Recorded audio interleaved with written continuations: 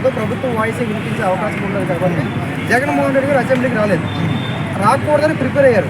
ఏదైతే మనకి స్పీకర్ గారు ఎవరైతే మనకి రఘురామకృష్ణరాజు గారు 60 రోజులు అసెంబ్లీకి రాలేని పక్షంలో ఖచ్చితంగా ఏదైతే సభ్యత్వం ఉందో అది రద్దు చేస్తారని చెప్పడం జరిగిందో, ఖచ్చితంగా అయితే జగన్మోహన్ రెడ్డి గారు అసెంబ్లీకి రావడం అనేది ఏదైతే ఉందో అది ఖచ్చితంగా ఒక అంటే రాకపోతే రద్దు అవుతుంది కాబట్టి రావాల్సి వచ్చింది.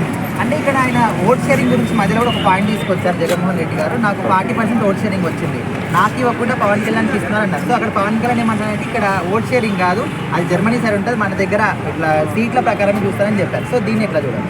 అదే ఇప్పుడు వైసీపీ పార్టీ మాకు 40% ఓట్ షేరింగ్ ఉంది. అదేవిధంగా వైసీపీ బొత్స సత్యనారాయణ గారు చెప్పిన విషయం ఏంటంటే పాలకపక్షం అదేవిధంగా ప్రతిపక్షం కాబట్టి ఇక్కడ రెండే ఉన్నాయి.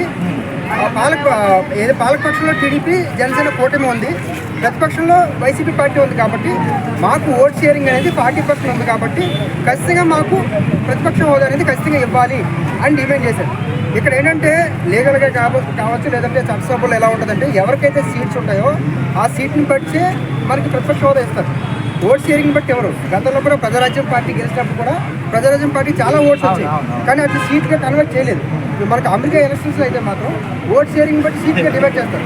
ఇక్కడ అలా కాదు. ఇప్పుడు పవన్ కళ్యాణ్ గారు ఏమన్నారంటే మాకు 21 స్థానాలు వచ్చాయి, వైసీపీకి 11 స్థానాలు వచ్చాయి, కాబట్టి నెక్స్ట్ ప్లేస్లో మేము ఉన్నాము అనే విషయం పవన్ కళ్యాణ్ చెప్పారు. కాబట్టి నాకున్న అవగాహన ప్రకారం ఏం చెప్తానంటే ఒక పొలిటికల్ అనలిస్ట్గా ప్రతిపక్ష హోదాని జనసేన పార్టీ తీసుకునే అవకాశాలు కూడా ఉన్నాయి.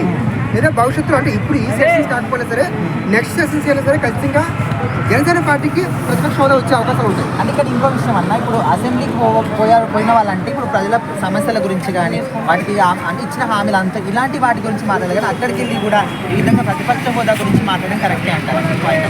అంటే యాక్చువల్గా ప్రతిపక్ష హోదా అడుగుతారు. కేంద్రంలో కూడా గతంలో కూడా కాంగ్రెస్ పార్టీకి ఇండియన్ ప్రతిపక్ష హోదా లేనప్పుడు వీళ్ళు కూడా కేంద్రంలో అప్పుడు నరేంద్ర మోడీ గారిని కావచ్చు బీజేపీ ప్రభుత్వం గారు ప్రశ్నించారు. ప్రతిపక్ష హోదా అడగడం వైసీపీ పార్టీ యొక్క రైట్స్. ఆ రైట్స్ అనేది ఉన్నాయా లేవా అనేది డిసైడ్ చేసేది స్పీకర్. ఒకవేళ స్పీకర్ వైసీపీ పార్టీ యొక్క రైట్స్ని వైలేట్ చేసినట్లయితే మాత్రం దాన్ని హైకోర్టులో అప్పీల్ చేస్తారు. ఇప్పుడు ఆల్రెడీ వైసీపీ పార్టీ వాళ్ళు ఆల్రెడీ హైకోర్టులో అప్పీల్ చేశారు.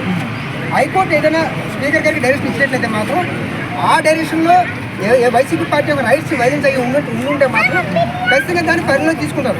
ఇంకా స్పీకర్ గారు ఏ రకమైన రిప్లై కానీ అటు ఇటు వైసీపీ పార్టీకి కానీ అటు హైకోర్టుకి కానీ ఇవ్వలేదు. కాబట్టి